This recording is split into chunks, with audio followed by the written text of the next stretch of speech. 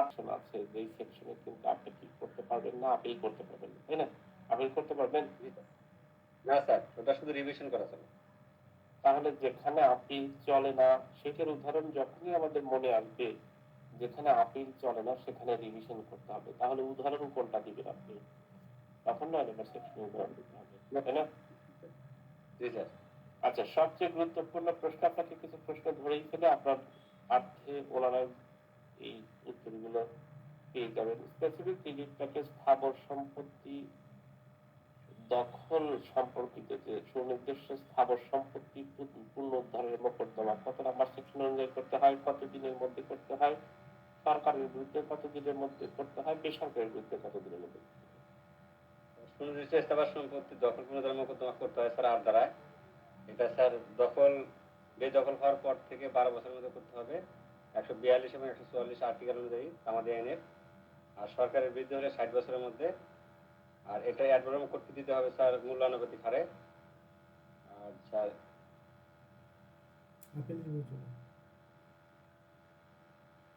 সরকারের বিরুদ্ধে মোকদ্দমা করা যায়। এটার বিরুদ্ধে কোনো যদি আপত্তি হয় সেটা হলো আপিলও এবং রিভিউ করা চলে। এখন 9 নম্বর সেকশন সম্পর্কে বলুন। 9 নম্বর সেকশনে শুধু বলছে যে দখল পুনরুদ্ধার বেদখল হওয়ার পর থেকে 6 মাসে মোকদ্দমা দায়ের করা যায়। এটা হলো আর্টিকেল হলো 3 বলা আছে। এটা সরকারের বিরুদ্ধে মোকদ্দমা দায়ের করা যায় না। এটা শুধু দখল এবং বেদখলের প্রমাণ করতে হবে। আর স্যার এটার বিরুদ্ধে কোনো আদেশ হয় তাহলে স্যার রিভিশন করা চলে। এটার অ্যাডভার্ম কর্তৃক অর্ধেক দিতে হয়। ওকে, এখানে তাহলে কি হয়, এখানে শুধু আপনার রিভিশন করতে পারবেন, এখানে আপিল করতে পারবেন না, তাই না? এখানে প্রমাণ করতে হয় যে উইদাউট কনসেন্ট এবং লফুল ছাড়া আপনাকে বেদখল করা হয়েছে। অস্থাবর সম্পত্তি দখল পুনরুদ্ধার কোথায় কোথায় আলোচনা করা হয়েছে? 10 নম্বর উদাহরণ থেকে প্রশ্ন আসবে। জি, 10 এবং 11 ধারা স্যার একটু এই দুটো বলবেন স্যার, আমি পড়ি স্যার, বুঝতে পারি না স্যার দুটো। এখান থেকে প্রশ্ন আসবে, বিশেষ করে 10 নাম্বার সেকশন থেকে উদাহরণ আসে। 10 নাম্বারে দেখবেন উদাহরণ আছে, সেই উদাহরণ থেকে প্রশ্নগুলো আসে। মনিরুল ভাই বলতে পারবেন 10 নাম্বার সেকশন সম্পর্কে? বুঝে 10 নাম্বার সেকশনে কি আছে? আমি বুঝাইতে পারবো না, কিন্তু আমি উত্তর আপনি যদি প্রশ্ন দেন তাহলে আমি বলতে পারবো। বোঝানোর মতো এরকম হয়নি এখন স্যার। কিবরিয়া ভাই ভালো বলতে পারে। কে পারবে এই 10 নাম্বার এবং 11 নাম্বার সেকশন নিয়ে কথা বলতে? পারবেন কেউ?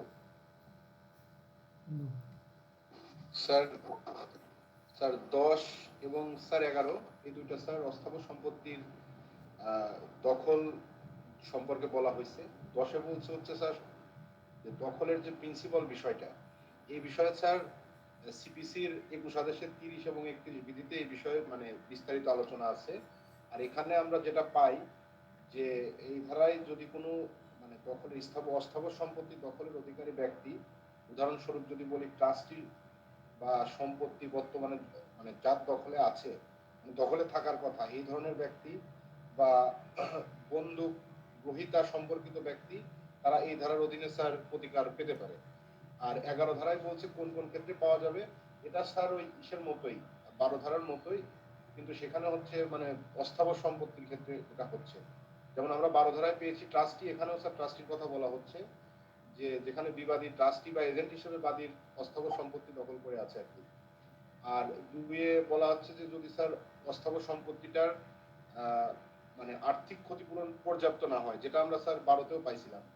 আর 13-তে বলতেছে যে 12-তেও আর একটা জিনিস পেয়েছি যে ক্ষতিপূরণ অনিশ্চয়তা, যেটা হচ্ছে একদম অ্যাকুরেটলি ক্ষতিপূরণ কি হবে সেটা আমরা পাচ্ছিলাম না 12 ধারায়।